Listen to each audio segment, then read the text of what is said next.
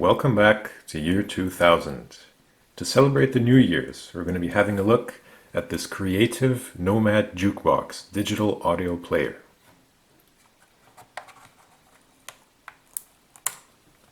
Let's begin. The Nomad Jukebox is a hard drive based audio player. It has a 6GB micro drive, which is a 1.8 inch hard drive inside of it. Flash memory was not so popular at the time as it was very expensive, and a comparatively priced audio player that used flash memory would have only had about 100 or so megabytes. Most of them were about 64 or even 32 megabytes. So having 6 gigabytes was an obvious advantage. Having a look around the device, it is obvious that it's from the Y2K era. Just have a look at those curves. There is not a single straight line on this device. You've got elliptical buttons, a rounded rectangular screen. Every place there's a curve.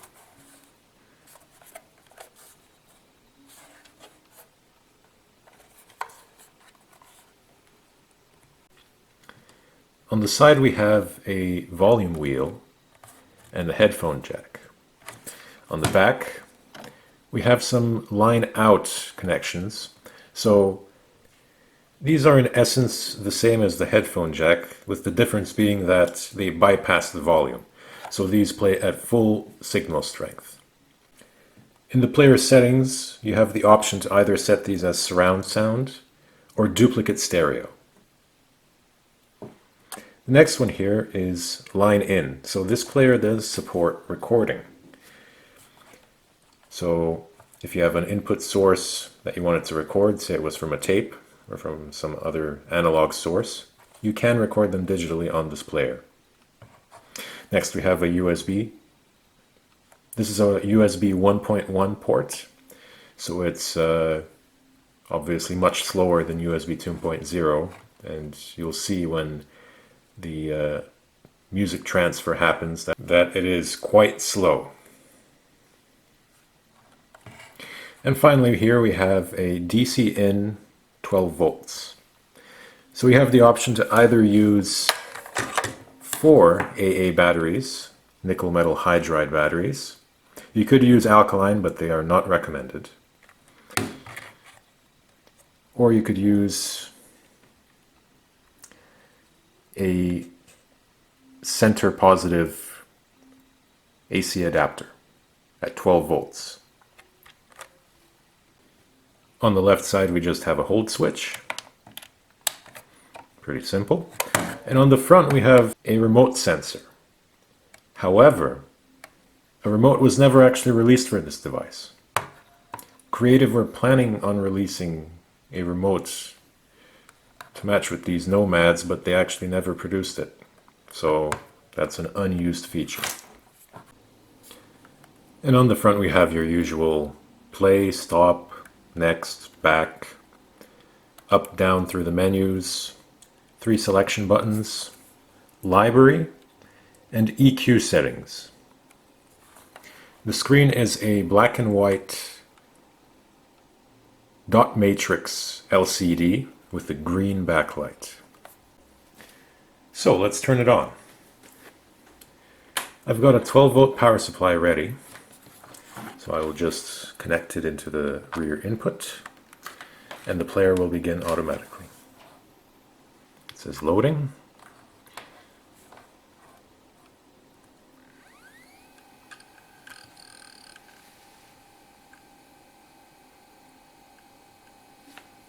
And it will begin the boot up process. And there you are. So right when it turns on, it will show you your cue list. So the way this player works is basically like a playlist device. All the music that you play must be made into these pre-made active cue lists. To add music to the cue list, as it says right there, you press Library. And here are your options for finding music that you have uploaded to the device. Now it says playlists here, but these are not the same playlist as the cue lists. These are M3U files that you have uploaded to it. Albums is just using the MP3's metadata, artists as well, genres as well, and all tracks. Let's say I open up all tracks, and I want to add one of these songs. Say I want to add Tied Up. I just go here, Cue, and it will be on my list. There it is, Tied Up. It is a bit cumbersome and it takes a bit of time to get used to, but once you can use these cue lists, it's actually quite handy because basically you can make playlists on the fly. Next, if we go to EAX, here we have the parametric EQ settings. So you're given the option to adjust the bass, mids, and treble. And you can change what the mid frequency is. I've got it set to about the middle. You can go lower or higher, but at about 800 with the EQ on, it sounds about right. However, right now I've got it set to EQ bypassed, which means that the EQ isn't being used. If you want to use the EQ, you just press plus, and there it is, it's enabled now. But since I won't be using the EQ for this test, I'll be leaving it at bypassed. Spatialization is like the stereo settings. So I've got it set to normal right now. You can set it either to narrow, wide, or full. But normal sounds the best. The other ones sound a bit compressed and strange. So this gives you the most natural sound. Here you can set rear speaker off or on. So I believe these are the settings that I mentioned before for your two line out outputs. So here you can set it to off, duplicate, or surround. And for balance, you can compensate which channel gets more power.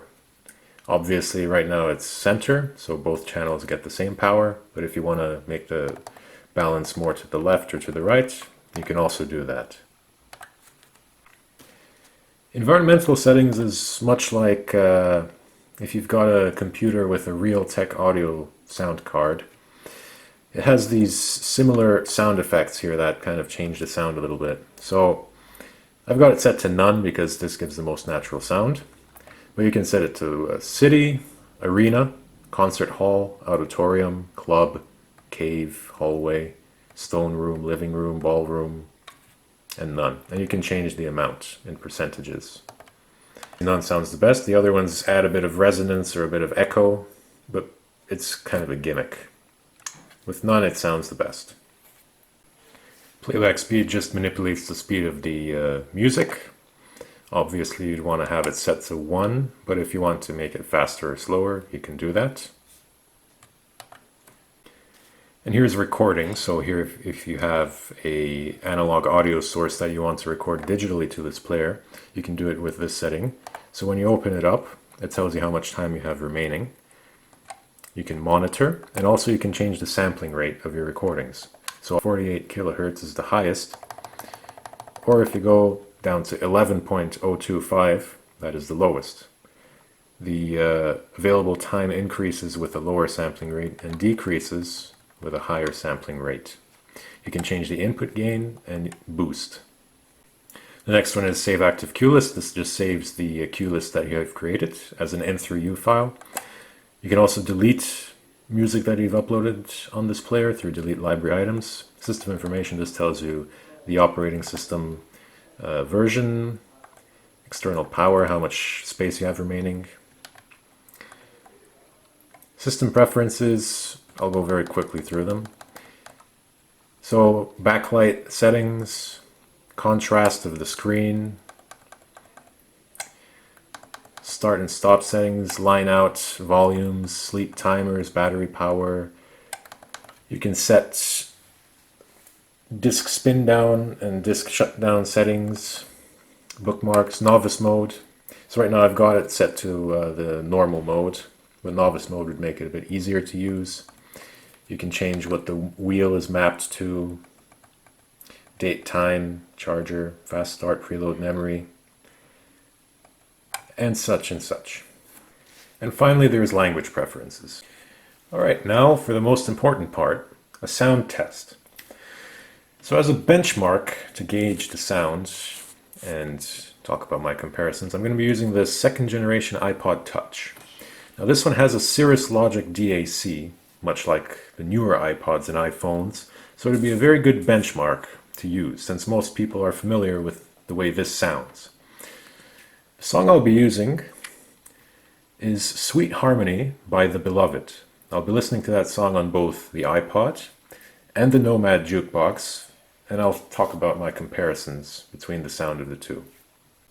To make it a fair and natural test, both of the devices will have their EQ set to off. I'll be using these Headrush Lime Green headphones, which are 32 ohms and have a pretty typical sound for their size. Okay, the sound test is now complete, and now I will share what I heard. So, using the iPod as a benchmark, as mentioned before, the Nomad has much more dynamic sound. So what I mean by that? The highs are a lot more clear. The lows are also a bit more thicker. However, the mids on this one are considerably weaker than on the iPod. The iPod had better vocals. So in Sweet Harmony there are some vocals, and the voices are less strained on the iPod. But the Creative completely nails the melody. The melody on this one sounds a lot more dynamic, was more of a joy to listen to on this device. Also, this one has much better stereo separation, so it's much more believable sound than on the iPod. The iPod does also technically have stereo, but it's a lot more narrow and it doesn't feel as wide. This one gets closer to the real thing. To transfer music to the Nomad, you use a little program here that's called Nomad Jukebox Center. You can find this program and the driver online just by looking for it. It is, however, very important to note that this only works with Microsoft Windows XP and earlier. It will not work with Vista 7, 10, 11. It does not work with the newer ones. It only works with XP and older. Currently we are viewing what is on the player. You can select albums, all tracks, artists, playlists, or styles, genres, is what styles are. Anyways, so to add music that you have on your computer's hard drive to the Creative Nomad, this is how you do it.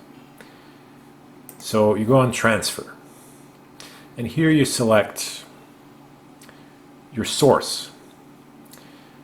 So I'll do that right now. Alright, let's say I want to add the song Time to Bob by Plug and Play.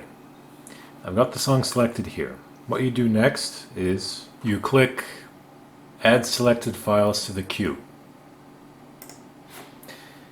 And here is Time to Bob by Plug and Play. But it hasn't been transferred yet to the player. To transfer to the player, you must click Transfer Files in the queue to the Jukebox. Once you start doing that, the bar starts to move. You can hear the hard drive of the Creative Nomad start to spin up, indicating there is activity. And once that bar reaches the end, it's transferred. So now the song has been transferred to the player. And there is my review of the Creative Nomad Jukebox digital audio player.